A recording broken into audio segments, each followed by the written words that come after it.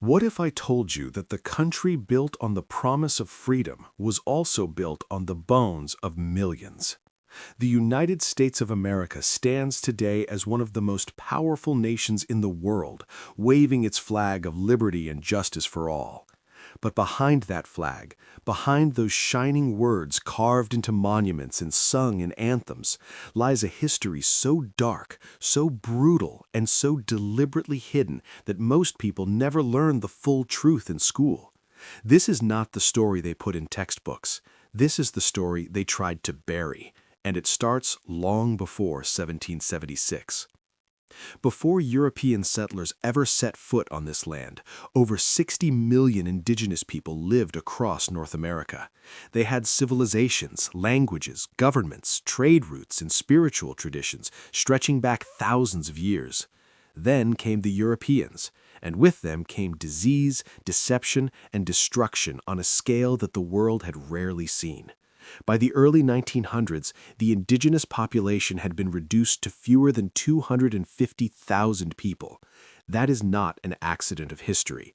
That is the result of a deliberate, century-long campaign of genocide. The United States government signed over 500 treaties with native tribes. It broke every single one of them.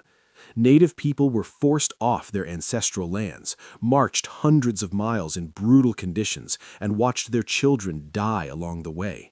The Trail of Tears alone killed thousands of Cherokee people as they were forcibly relocated from their homelands in the southeast to barren territory out west.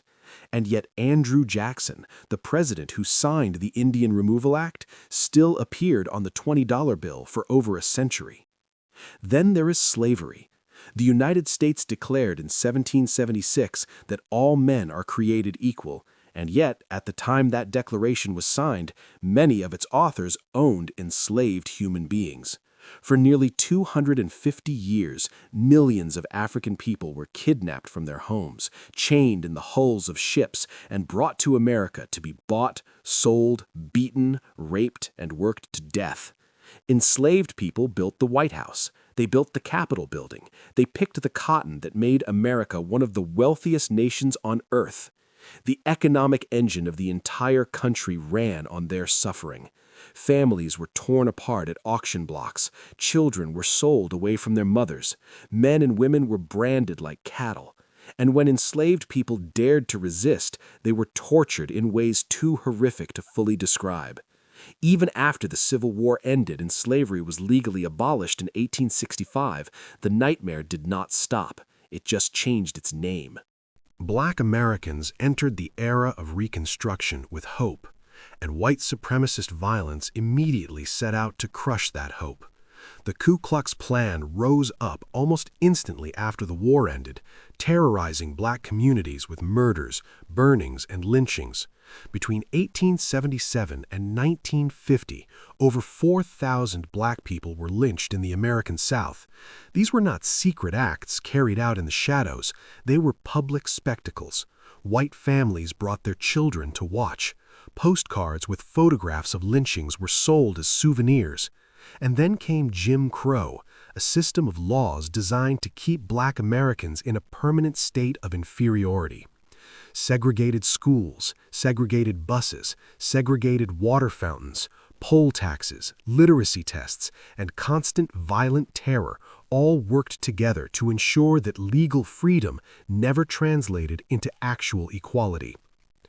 In 1921, one of the wealthiest and most thriving black communities in America was destroyed in a single night.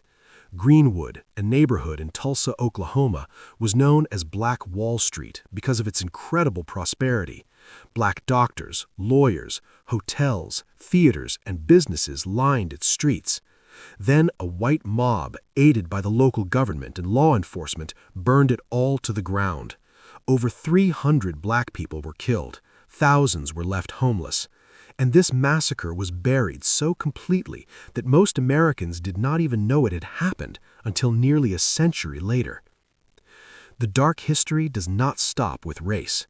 The United States government conducted secret medical experiments on its own citizens.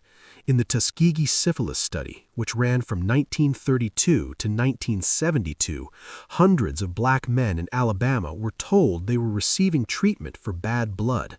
In reality, they were being studied without their consent as the disease progressed and destroyed their bodies, even after a cure was available. The government watched them suffer and die in the name of science. This was not done by a foreign enemy. This was done by the United States Public Health Service. During World War II, while America fought against fascism abroad, it locked over 120,000 Japanese Americans in internment camps at home. These were American citizens. They lost their homes, their businesses, and their freedom simply because of their ancestry. The Supreme Court upheld it. The President ordered it. And for decades, the country refused to properly acknowledge or apologize for what it had done. The history of United States foreign policy is equally stained. The CIA helped overthrow democratically elected governments in Iran in 1953, Guatemala in 1954, Chile in 1973, and multiple other countries across Latin America, Africa, and the Middle East. These operations led to the rise of brutal dictators who tortured and killed their own people, all with American backing because it served American political and economic interests. The Cold War was used as justification to support some of the most violent regimes in modern history, as long as they were not communist. None of this means that nothing good has ever come from the United States. It means that the full truth matters. A country cannot heal wounds it refuses to acknowledge.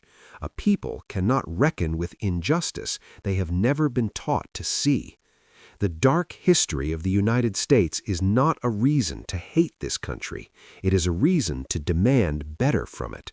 Because a nation that truly believes in liberty and justice for all cannot afford to look away from the moments when it betrayed those words most completely. History does not disappear when it is ignored. It simply goes underground, and it keeps shaping the world above.